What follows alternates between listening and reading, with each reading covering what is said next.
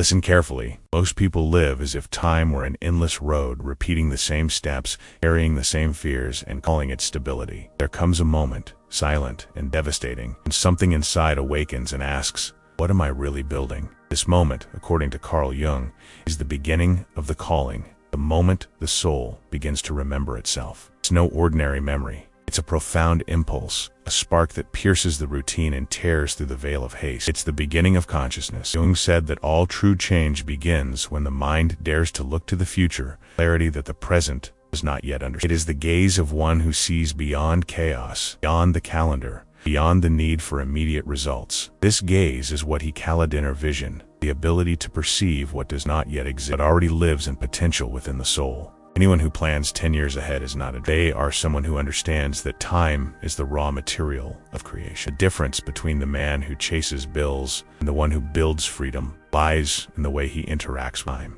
The former is a prisoner of the day, the latter, a sculptor of decades. One wastes energy trying to put out daily fires. The other lights the torch of vision and continues, even in the darkness. Jung explained that the unconscious is like an underground river that pushes each person's destiny. Those who don't learn to navigate are swept away. Those who learn, create. But why is it so hard to see far? Because immediacy is a thick fog. It covers the eyes and whispers lies. You need this now. You need to see the results today. You need to feel like you're moving forward. This urgency is the invisible prison of the modern mind. It makes the individual confuse movement with progress, speed with direction, and so they run, but in circles. They work, but don't build. They live, but don't awaken. Jung's vision is not a fantasy. It is an exercise in lucidity. He believed that every human being carries within them an image of the future, an archetype of what they are destined to be. When this image is ignored, life fragments. When it is honored, everything begins to right. Opportunities arise, the right people approach, and time seems to bend to cooperate. It's not magic. It's synchronicity,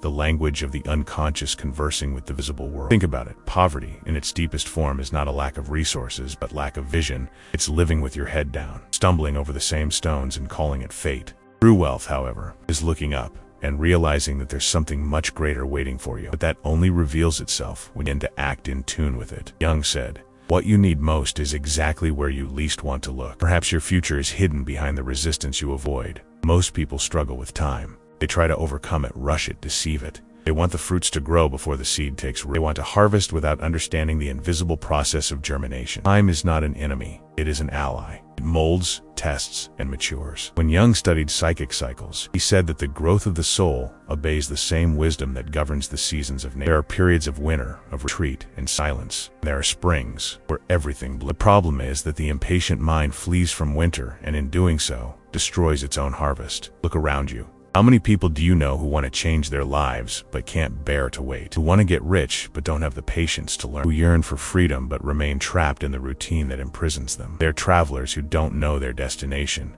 sailing without a compass, repeating empty days until their bodies tire and their spirits fade. Before they know it, time has passed. Life has become too short. Jung believed that the human soul only finds meaning when it discovers something worthy of long-term development, a purpose that transcends the moment, that survives change, that is grand enough to contain the small pains along the way. This purpose is not found outside, it is dug within. It emerges when the ego falls silent and consciousness hears the most ancient call of being. Transform what you are into what you can be. Imagine that every idea you have is a seed. Haste seeks quick results and tears up the plant before it. Consciousness, on the other hand, understands that there is a secret rhythm to things. It observes, waters, cares for, trusts, money, success, freedom. All of these are natural consequences of an inner state of clarity and patience.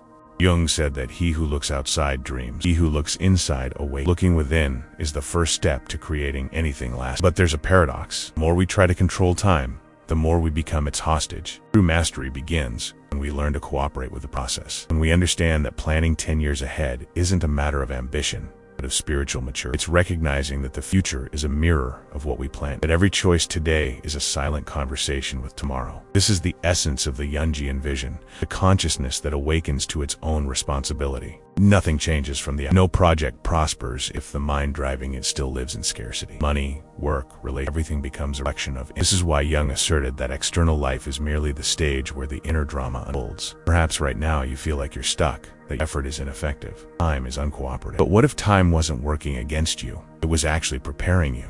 What if this apparent delay were actually invisible training for your psyche, shaping patience, focus, courage? The purest gold is born only in the most intense fire. No vision is realized without going through the furnace of waiting. There comes a moment when the seeker must make a choice, continue living at the mercy of chance, take command of their own timeline. It is the point at which the ordinary man gives, conscious man awakens. Jung called this process devotion, the birth of the authentic being, one who stops reacting to life and begins to create. From that moment on, everything changes. Perception changes, values change, direction changes. Long-term vision is the antidote to the illusion of it's the gateway that separates the fleeting from the eternal.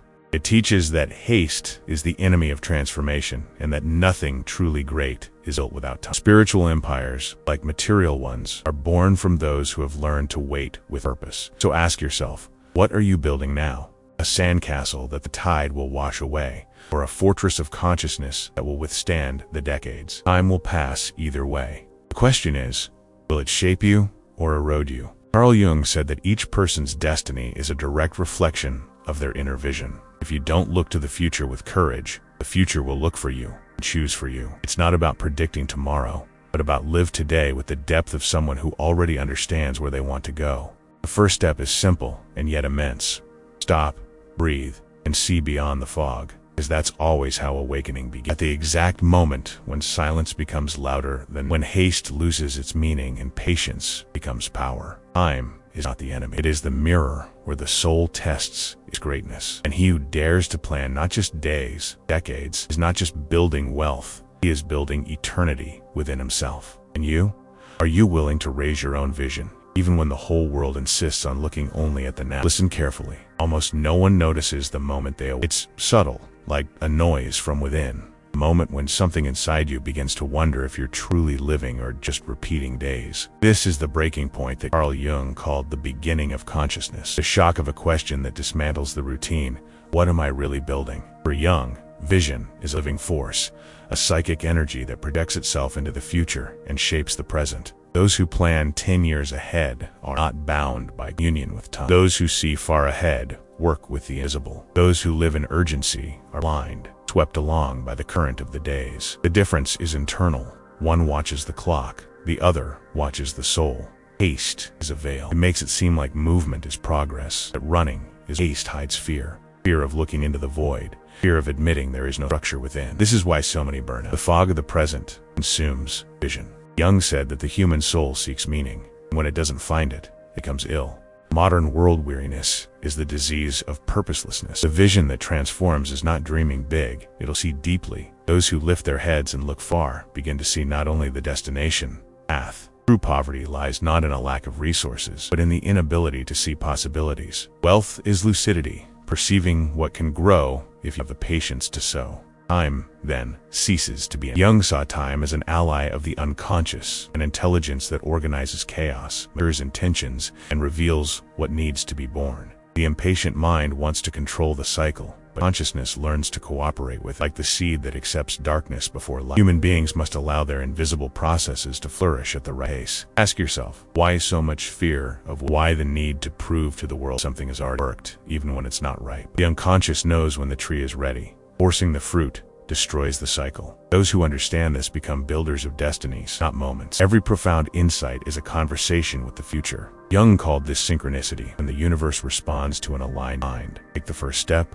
and coincidences begin to emerge. People, ideas, and paths appear at exactly the right time. Not chance, it's harmony. External reality merely reflects the internal order. But as long as man runs away from himself, nothing changes. Change jobs, cities, projects. He will always carry the same emptiness. The restless mind runs in circles. The body ages. Consciousness remains still. This is why many feel like they're living the same year over and over again. They're stuck in patterns. Call them life. Jung taught that every prison is built from within.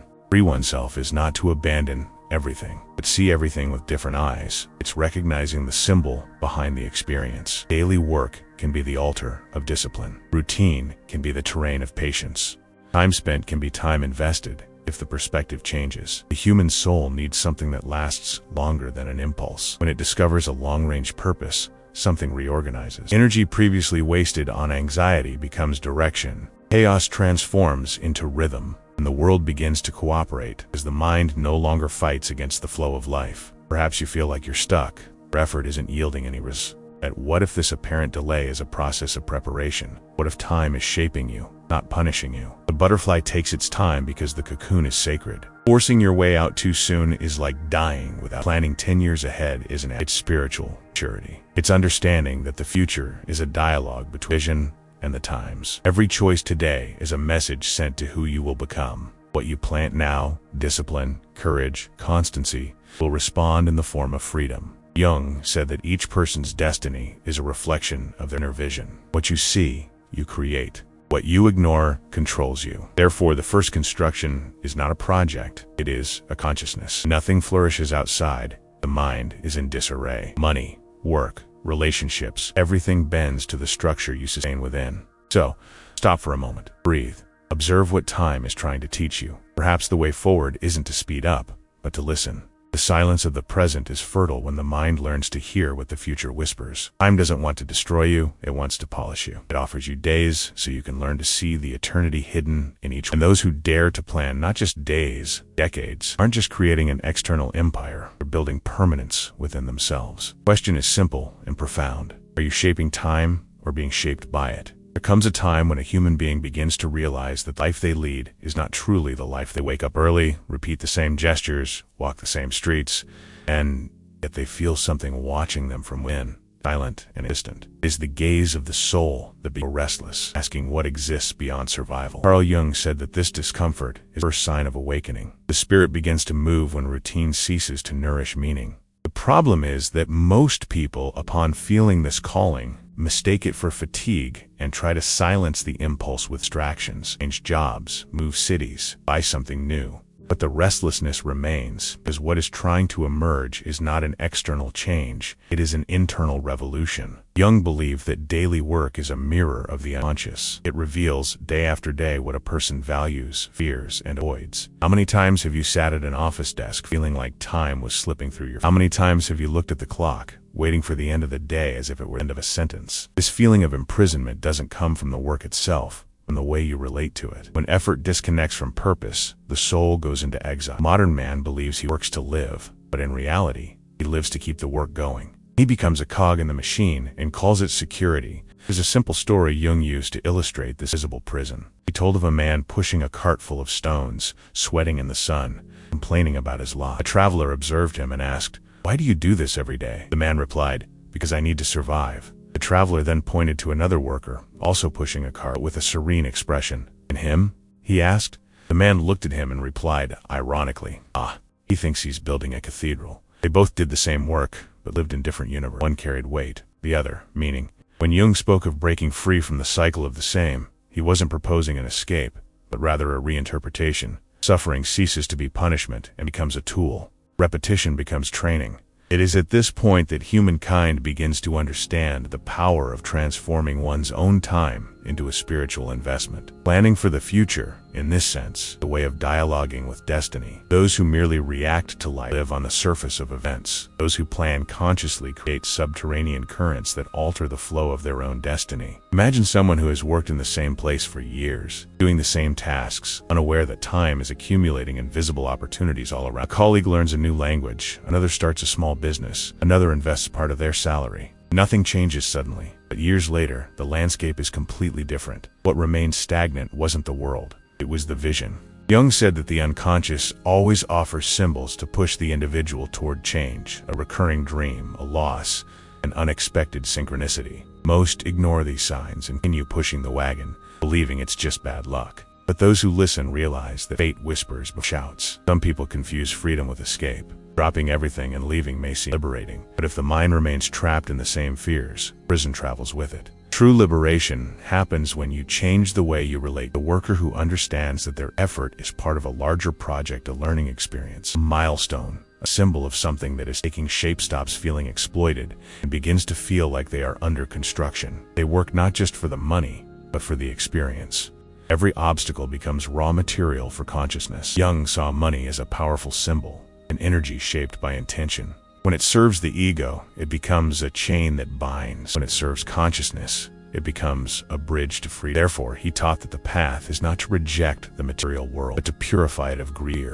Making money work for you, Jung would say, means making the unconscious collaborate with your purpose. The person who finds balance between what they want and what they need begins to create a reality that reflects them. But this transition requires courage. It's easy to continue where everything is predictable, even if empty. What's difficult is taking the first step into the unknown, where control disappears and only intention guides you. Jung called this moment crossing the shadow. The shadow is the fear of losing what you know, even if it's consuming you. It's the attachment to your old identity, your position, your salary, your routine. But what appears to be stability is often just a silent pact with fear. Jung once recounted the story of a man who claimed to hate his job, but couldn't bring himself to quit because he feared losing everything he had achieved. "What have you achieved?" Jung asked. The man replied, "Security." Jung smiled and said, "Then you sold your freedom for something that doesn't exist." This is the reality for millions of people. They work tirelessly to maintain a balance that never arrives, trying to buy peace with effort, without realizing that true peace arises from the alignment between what one does and who one is. Life becomes different when a person understands that they don't need to destroy what they have, but rather transform how they use it. Work may continue, but its meaning changes. The same job that once imprisoned them can become a learning ground, a school of patience, a space for inner observation. Jung said that when purpose is rediscovered, even everyday life gains brilliance. Small actions begin to carry intention. The common man once again feels that he is, in fact, building something, even if he doesn't yet see the results. There's a turning point. When this new vision takes hold, the individual begins to see opportunities that were previously invisible. They realize they can create sources of income without enslaving themselves, using their free time as a tool for freedom rather than they discover they can plant now what they will reap. This realization changes everything. Hope ceases to be and becomes a plan. The future ceases to be a threat and becomes a horizon. Carl Jung believed that each person has within them a creative spark, a fragment of the archetype of the builder god, the one who shapes world. But this spark only ignites when people stop running away from their own. As long as they blame the system, their boss, or fate, they remain trapped in spiritual influence. When they take charge, the universe is to respond. Breaking free from the cycle of sameness doesn't happen in one grand gesture. It begins with small decisions, rising with purpose, acting with intention, choosing consciously. It's a silent, almost imperceptible process, but one that changes the entire trajectory of a life. And somewhere along the way, the man who once felt trapped realizes the cage never existed. It was always made of unquestioned thoughts. The mystery is that, by freeing himself from routine, he doesn't abandon his work, he transforms it. The same scenario takes on new colors. What was once an obligation becomes a mission, and what was once merely survival becomes an expression of the soul. This is the invisible shift that Jung called reconciliation with destiny. When a person stops fighting their own story and begins to write it. It is at this point when the individual finally understands that the future is not a distant place, but a state of consciousness, that the true journey begins. Because the next step will not be just surviving time, it'll be making time work for you. Transformation begins the moment man realizes that the external world is not a wall, but a mirror. Everything he builds outside is an extension of what lives within. Carl Jung saw every human invention, every project, and every business as a symbolic manifestation of collective unconscious. Technology, architecture, commerce, none of these are merely material. They are living metaphors of the mind trying to organize chaos. Human beings, at their core, are creators trying to understand their own creation. When they build a company, they are, unknowingly, assembling a reflection of their own internal structure, its order, its repetitions, and its fears. Imagine the owner of a small workshop who spends his days repairing broken objects. He believes he's just working, but unconsciously trying to fix something inside himself, a broken relationship. The architect who designs cities is actually designing paths for his own mind to travel. The merchant who sells solutions deep down, seeking to resolve his own impermanence. For Jung, all human activity is symbolic. When you understand the symbol, the banal becomes sacred. Work ceases to be an obligation and becomes a ritual. But the modern world has forgotten the symbolic dimension. We live as if matter were all that exists. Therefore, emptiness grows even among those who achieve. The soul needs meaning, and meaning is the bridge between the visible and the invisible. When this bridge is forgotten, boredom arises, the feeling that everything is repetition. True revolution happens when humanity once again sees the mystery hidden in everyday washing, selling, teaching, programming. Everything becomes an expression of an invisible force trying to reveal itself through you. What if every machine, every service, and every invention were tools, extensions of the human psyche? What if the automation dominating the world weren't a threat, but a reflection of the collective unconscious learning to create life from the mind? Jung believed that humanity is gradually externalizing its own internal processes. The brain creates artificial intelligence in the same way that consciousness creates attempt to understand itself. When an engineer programs an autonomous system, he or she is replicating the mechanism of something that operates unsupervised, carries within itself all the wisdom and risk of its. What we call automation is therefore a symbol of the inner autonomy we still seek. We want machines that work alone because deep down we want to free our own minds from blind effort. See how life mirrors this quest. An entrepreneur installs an automatic car wash, suddenly discovers a system that generates income without his constant presence. This isn't just commercial innovation, the physical embodiment of the ancestral desire for freedom. Humans have always wanted work to continue while they rest. The dream of thriving while sleeping is the economic translation of the spiritual impulse for continuity. What's truly sought isn't easy money, but free time to live the essential life. The same metaphor recurs in automated kiosks, vending machines, self-driving apps.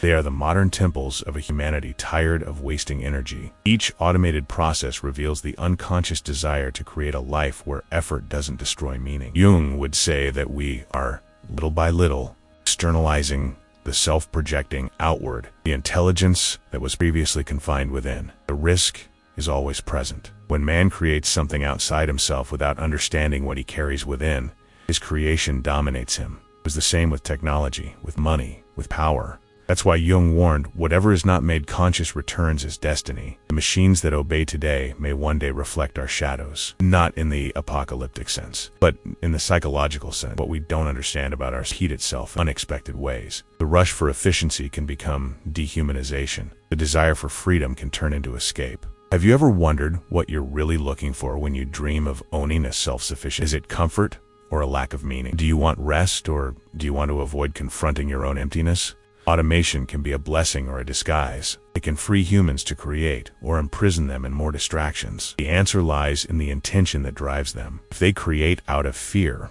if they build only to escape pain, their machines will be as cold and repetitive as their exhausted mind. But if they create with consciousness, each system that emerges will reflect a greater degree of internal balance. Technology, in this case, becomes an extension of spirit. The ancients built temples to house the gods. Today we build companies, networks, programs. But the archetype is the same, giving form to the invisible. The difference is that now the gods are not outside. They dwell within each of us. Jung called this the process of individuation, becoming whole, uniting the conscious and the unconscious, human, and the modern world is the laboratory for this process. Every technical advancement is an unconscious attempt to achieve the same state that mystics sought through meditation, mastery of one's own destiny. But true mastery isn't about control, but understanding. It's not about beating time, it's about flowing with it. When an automated system begins to generate revenue, it symbolizes the creator's their ability to let the world operate without needing to force outcome. This is synchronicity in the form of economics. The mind finds balance and the universe responds. Ultimately,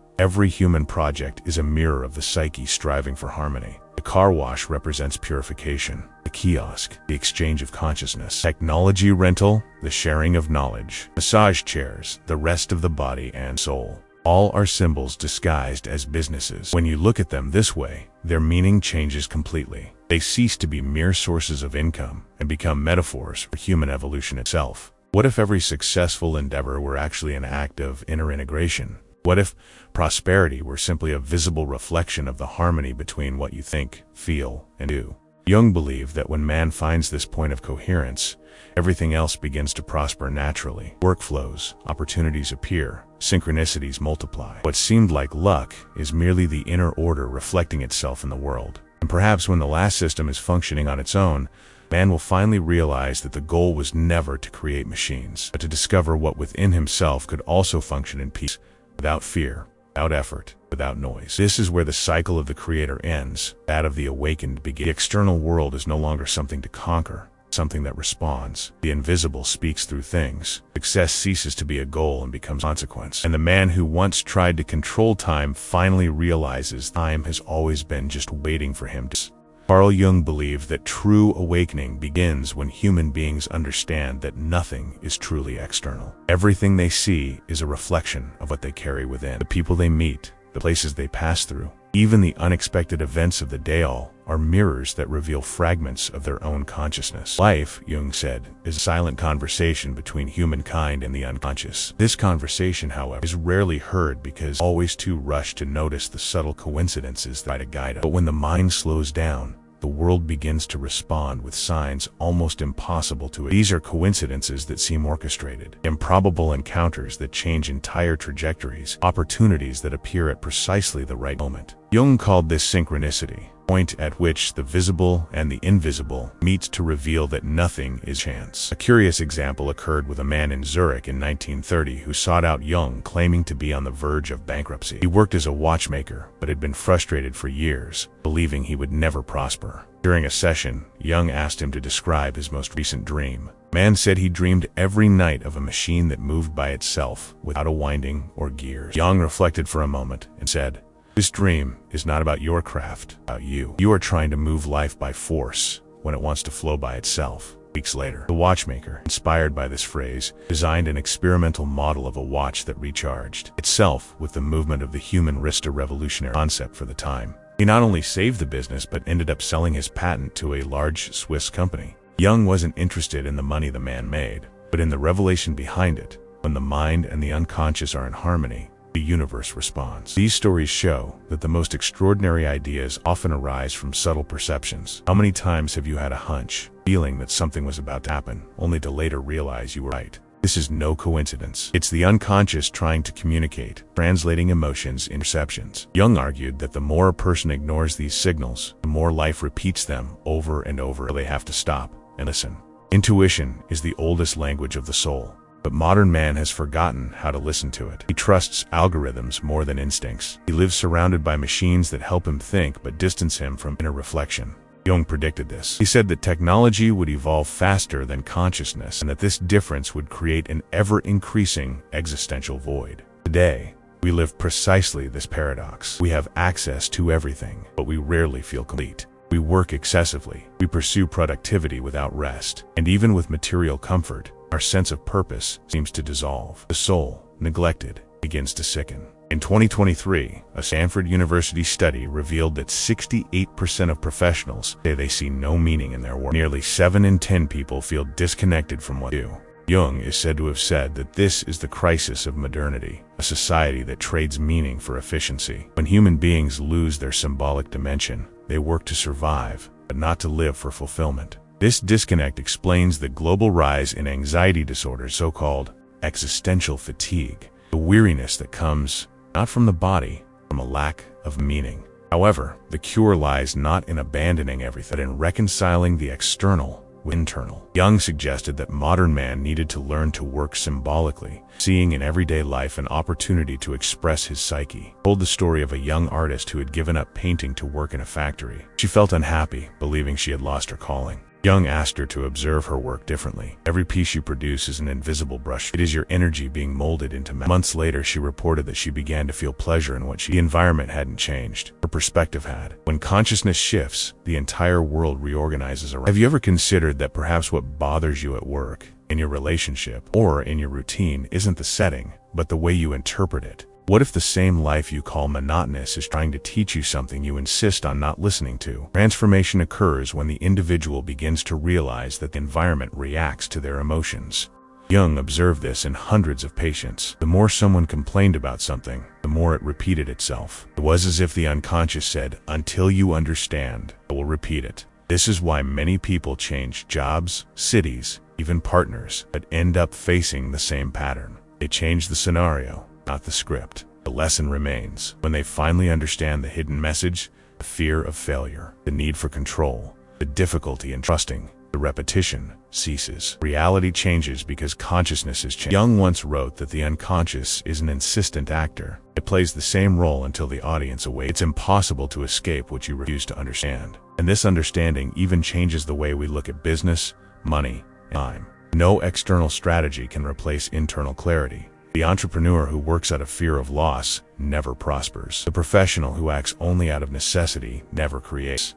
The artist who paints to please never moves. The energy one puts into something is the true factor of success. But there are also times when the universe seems to conspire in favor of those who are ready. These are coincidences. The woman who, after losing her job, finds a book lying on the street about how to start her own business and decides to follow it. A young man who repeatedly dreams of a city and, years later, is transferred there, where he meets the love of his life. Jung believed that these phenomena are proof that the unconscious knows paths that the intellect does not yet understand. He said that destiny is not a fixed plan, but a continuous conversation between the visible and the invisible. Imagine for a moment that what we call chance is merely a subtle form of communication. That the people who cross your path, the delays, the opportunities, even the frustrations, are all part of a secret language of the universe trying to align you with something greater. When Jung studied ancient alchemical texts, he discovered that medieval masters described the same process in different terms. They called it the opus,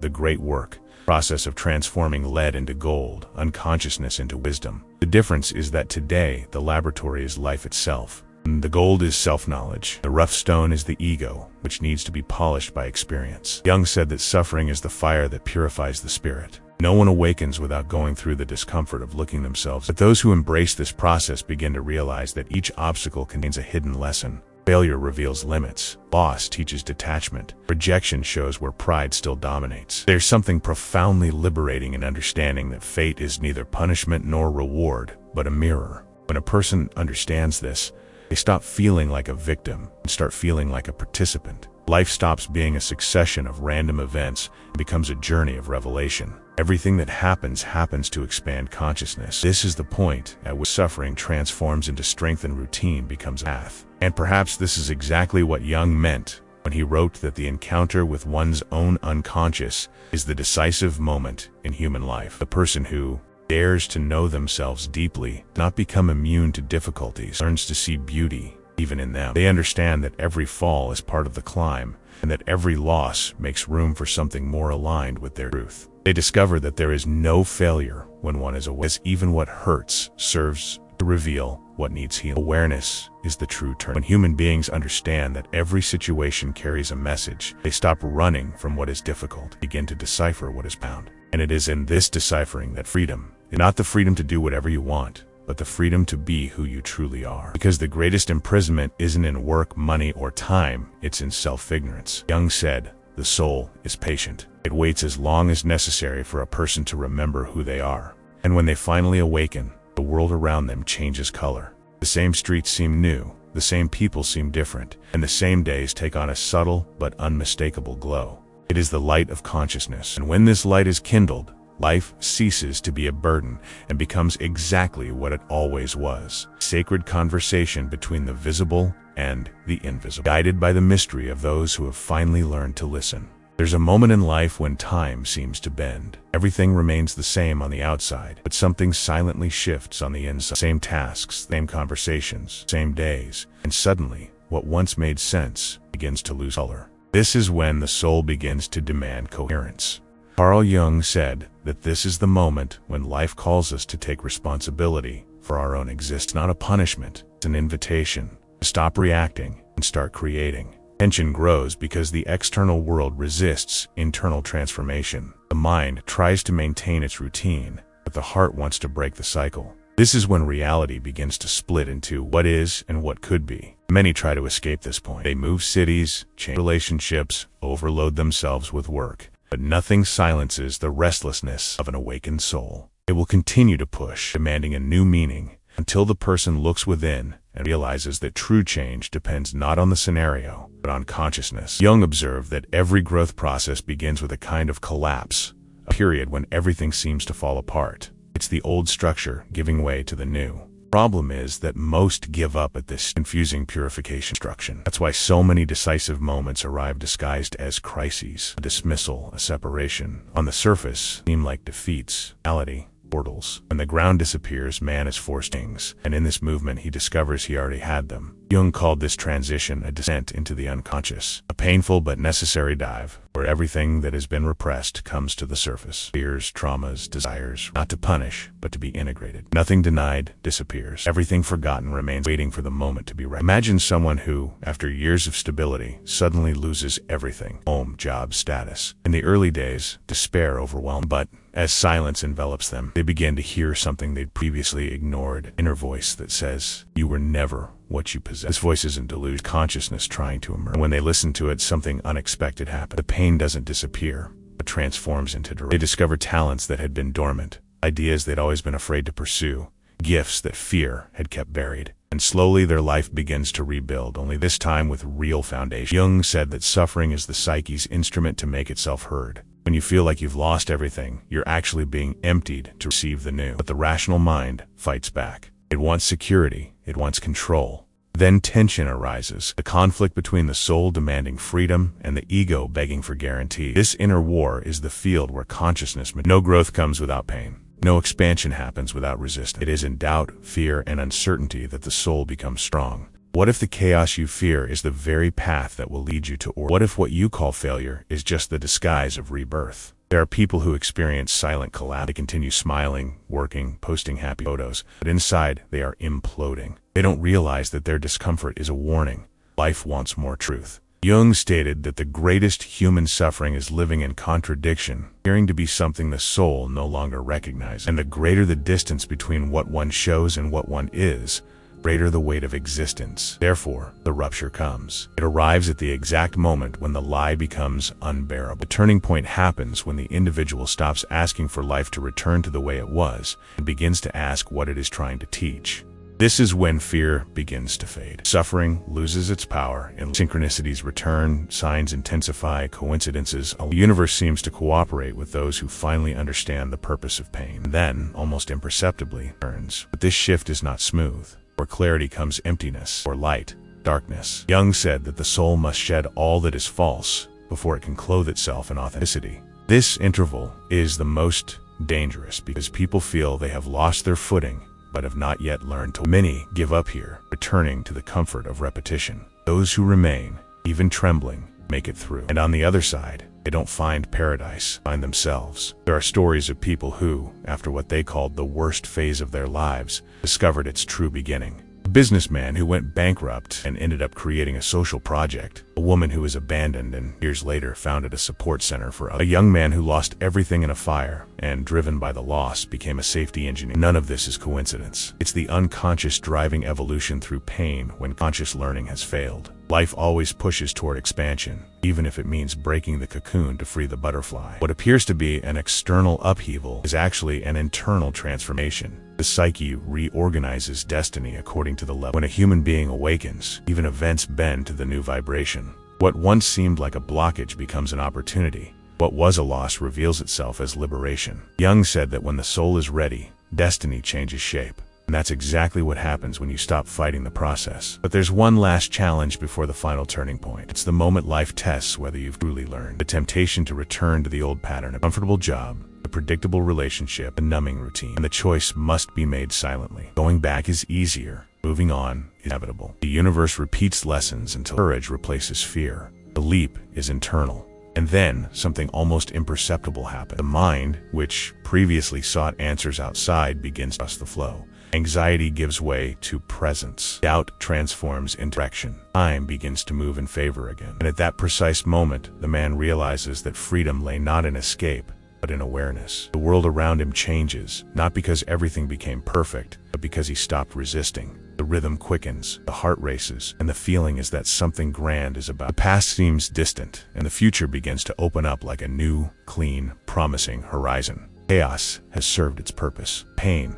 has filled its function. And man, finally whole, begins to understand the meaning of everything he is. Tension dissolves into serenity. Life breathes along with. What was once confusion is path. What was fear is now strength. And when he looks back, he no longer sees ruins, depths. Every loss, every silence, every fall, every dark night was merely preparation. The universe never destroyed him, only trained him to carry his own destiny. And in that moment, realizing that time has always been on his side, the man smiles for the first time in peace, because he understands that true freedom is not escaping pain, transforming pain into wisdom. And the next step, the one about to be revealed, is no longer about searching for the meaning of life. It is about living with meaning in everything. There comes a time when words cease and silence becomes a teacher. It is the instant when everything learned ceases to be theory and begins to pulsate as living truth. Carl Jung said that knowledge only becomes wisdom when it permeates experience, when it ceases to be an idea and becomes an attitude. Now, at this point in the journey, the invitation is this: transform understanding into action, vision into movement, awareness in life. Throughout this journey, we have spoken of awakening, liberation, of seeing beyond the mists of the immediate. We have spoken of the need to look within, to understand that reality is a reflection of what is buried within. But understanding without practice, flame within a glass, shines for a moment and then goes out. Application is the breath that keeps it burning. From today on, each day can become a laboratory for the soul. Each choice, an opportunity to practice what you've learned. First step is simple: observe oneself without judge. Don't try to fix everything at once.